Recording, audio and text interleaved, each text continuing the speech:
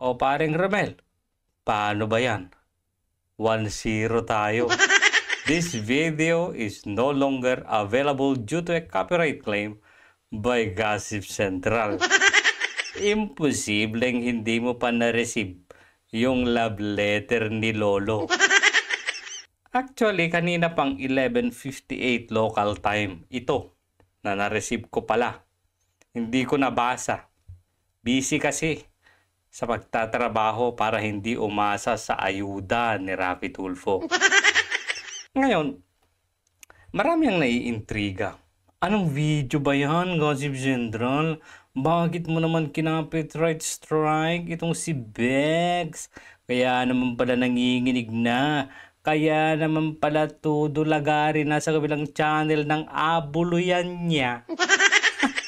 Kang kawawang Bex. Ano bang nangyari, Bex? Alam mo, kasalanan mo to eh. Alam mo kung hindi ka nag-copyright kay Kayo, malamang hindi ko rin to ginawa. Wala naman to sa isip ko eh. Kaya lang kasi, medyo, sige nga, subuk-subukan ko nga. So, ano ba ang nangyari? So, eto na nga. June 5. Nag-submit ako ng copyright claim kay Lolo YouTube.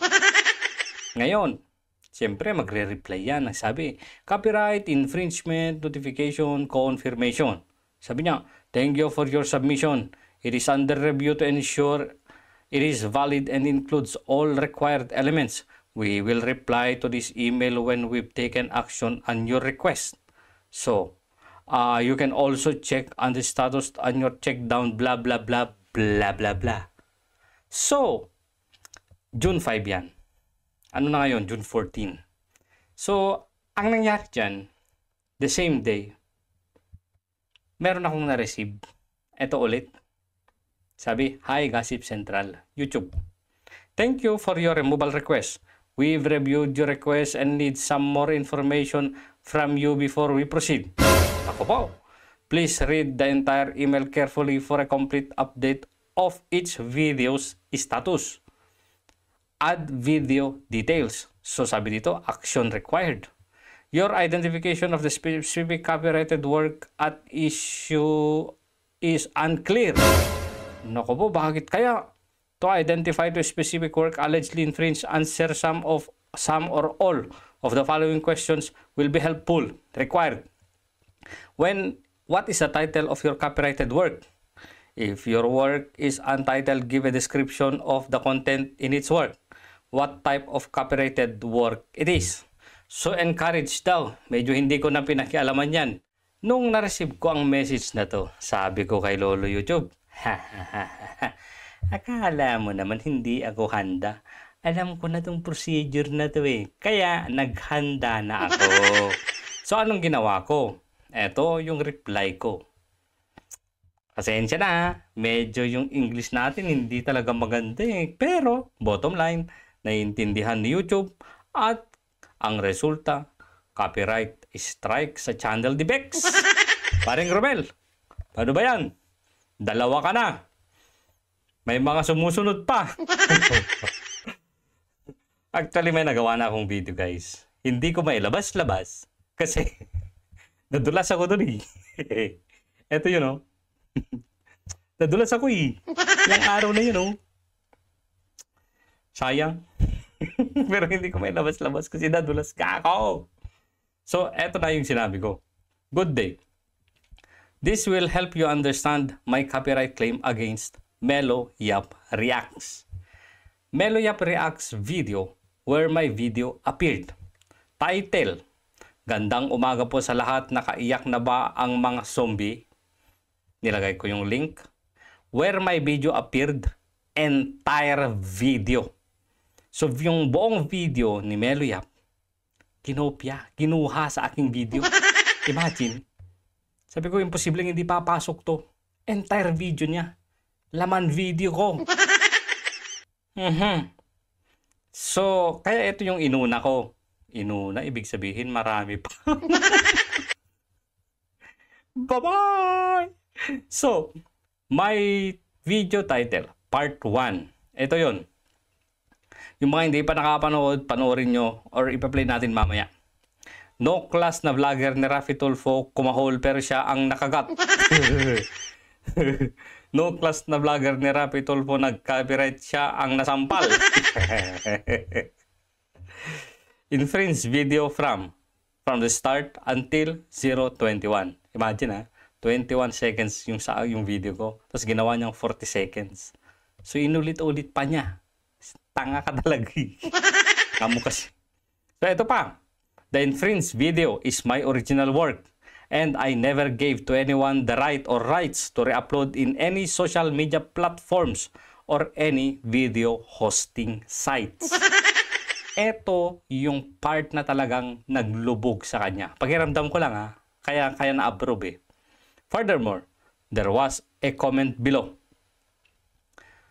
Nasaan ba? There was a comment below it in his video from @mbd2901 that he was impressed in his editing skills and adding special effects, but the channel owner did not even hesitate to inform the commenter that the video is from my channel and that he just added a GIF or GIF and changed the music.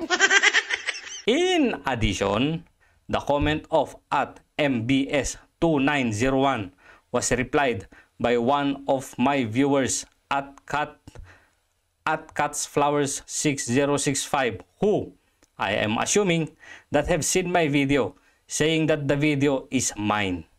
Another reply also from the comment of @mbd2901 from @GNR810 confirms that the video appearing to the right of the re-uploader's video is mine. I hope that necessary sanctions will be served to his channel for violating my intellectual property rights. So, ang naging resulta, guys, ito. So, nag-reply na ako dyan. Ang tagal. Tagal talaga ni Lolo. Kaya, galit na ako. Nag-email na naman ako. Sabi ko, good day. I just want to follow up regarding my copyright claim on one of my videos. I replied to your email last 05 June 2024 asking for more detailed information. May I know if you receive it? Thank you so much. Have a nice day. So, eto na nga. After 4 days, eto na siya. Hi, Gossip Central YouTube. Thank you for your response. We've reviewed it and provided updates below. Request resolved. The content listed below has been removed. Copyright strike, bitch! Ano ba yan? Yung channel na minamaliit-maliit mo noon. Nasabihan mong hindi lumako. Sinabihan mong pirata. Sinabihan mong walang kredibilidad. Yung maliit na vlogger noon, siyang pumowing sa iyong mata. At isa sa dahilan kung bakit may chance yung channel mo na maabo. Goodbye. Maging history na lang. Paano na lang ang revenue, Bex? Balita ko magkakaanak ka na. Kaya pala lagaring-lagari dun sa kabila kahit kinukot siya na. Kahit na alam mong babalikan ka dahil yun ang sinasabi mong abuluyan noon. Kaya naman pala. Pag nawala tong channel mo, bye-bye revenue. Paano to? Bye-bye payroll na rin ba? Balita ko, nagpaalam ka na yata eh. Meron naman akong Facebook. Pwede ko naman hindi lang naman dito sa YouTube gawin dito. Pwede ko namang bakbakan si Libayan sa Facebook. Susunod na rin yan. Buburahin na rin pati yung Facebook page mo, Bex. Kala mo naman, ha? Ay, siya pala. Bex. Pwede kong i-retract to. Gawa ka ng video. Gossip Central, parang awa mo na. Magkakaanak pa naman ako. Saan ako kukuha ng panggatas? Alangan namang mang-i-scam na naman ako. Sige na, Gossip Central, parang awa mo na. Pag-retract mo na. Gawin mo na. Baka sakaling maawa pa ako. So, ito pala yung video, guys. Yan. Alam niyo ginawa niya? Kinat niya lang, tinanggal niya yan. Kinuha lang niya yung sarili niya. Tapos, nilagyan dito, banda dito, ng umiiyak-iyak si ano. Dito, oh. Saan ba yun? Dito. Ako ba ipakita? Dito. Nakikita yung ano. Dito, dito. Dito, kinat niya to. Shhh. Kinat niya to. Shhh. Tapos nilagay dito yung umiiyak na si Atty. Libayan.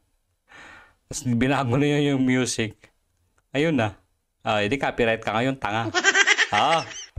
Pamelo, igalaw ang katawan. Pamela, kumambot ng ganito. Pamelo, 3, parang kinikiliti. Pamela, 4, mukha kang dinosaur. Ano? So sa mga hindi pa nakapapanood dito, meron na ito yung title, oh. No class na vlogger ni Rapi Tulfo, kumahol pero siya ang nakagat, part 1. 1.3k likes, 13k views, 6 months ago. Tagal no? Tagal no?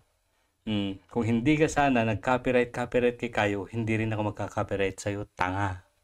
Yun lang, bye-bye.